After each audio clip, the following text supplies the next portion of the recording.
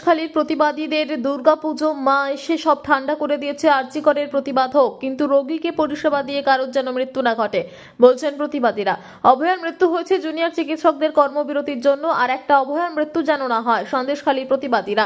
জমি আন্দোলন, নারী নিরাপত্তা সুরক্ষা প্রতিবাদ দেখেছে গোটা দেশ। নদীমাতৃক দ্বীপে প্রতিবাদীদের হাতে ঝাঁটা, লাঠি, বটি, দা দেখা গিয়েছিল। তাদের হাতে পুজোর উপাচারের মধ্য দিয়ে দেবী আরাধনায় মেতেছে প্রতিবাদীরা। উত্তর 24 পরগনার বসিরহাট মহকুমার সন্দেশখালী ত্রিমোহিনী এলাকায় 2024-এর লোকসভা নির্বাচনের আগে রেখার সন্দেশখালী প্রতিবাদীদের আন্দোলন দেখেছে গোটা দেশ।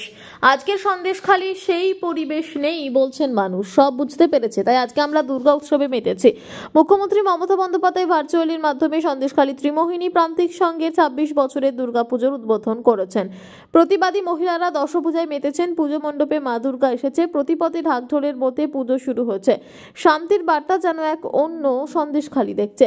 সরকারি অনুদানের 85,000 টাকা পেয়েছেন প্রতিবাদীরা। পুজো শুরু হয়েছে, একদিকে ধন্যবাদ দিয়েছে রাজ্যের প্রশাসনিক প্রধানকে, অন্যদিকে আরজিকর কাণ্ড নিয়ে বলছেন চিকিৎসকরা প্রতিবাদ করুন, কিন্তু প্রান্তিক দুস্থ খেটে খাওয়া গরিব মানুষ চিকিৎসা থেকে বঞ্চিত না হয়।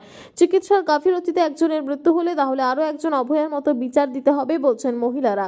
সন্দেশখালী 2 নম্বর ব্লকের সভাপতি দিলীপ মল্লিক বলেন, মুখ্যমন্ত্রী সরকারি অনুদান দিয়েছে, ক্লাব সেই অনুদানের আগেও এই ধরনের পুজো করতেন জাঁকজমক বেশি করে, এবার পুজো করছে সন্দেশখালী মানুষেরা।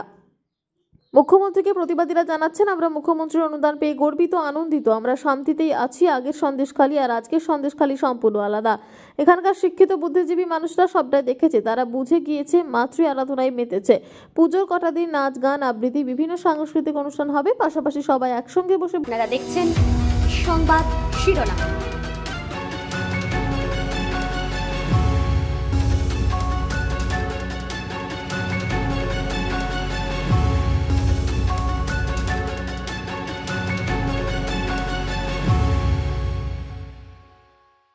শিউলি ফুলের গন্ধ আর ওই কাশফুলের মানে আগমনে আমাদের সন্দেশখালী এখন শান্ত। আমরা মায়ের কাছে এটাই আশীর্বাদ হিসাবে পেতে চাই, এই শান্ত পরিবেশের মধ্যেই যেন আমরা জীবনটা কাটাতে পারি। এটা যেহেতু সুপ্রিম কোর্টের আইনাধীন, এখানে বেশি কিছু বলবো না, কিন্তু ওই দাদা ভাইদের, দিদি ভাইদের কাছে একটাই অনুরোধ করব যে আপনারা আন্দোলন করুন, কিন্তু মানুষের পরিষেবাটা দিয়ে আপনারা করুন। কারণ আমরাও চাই যে এই রকমভাবে কোনো নারী যেন অকালে না ঝরে যায়।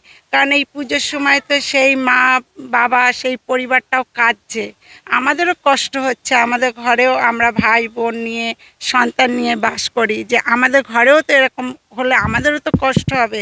কিন্তু ওই অভয় যেভাবে মারা গেছে ওটা তো একটা দুঃখজনক ঘটনা, কিন্তু আরও যেসব রুগীরা যাচ্ছে তারা যেন অভয়ের মতো না হয়েও ওই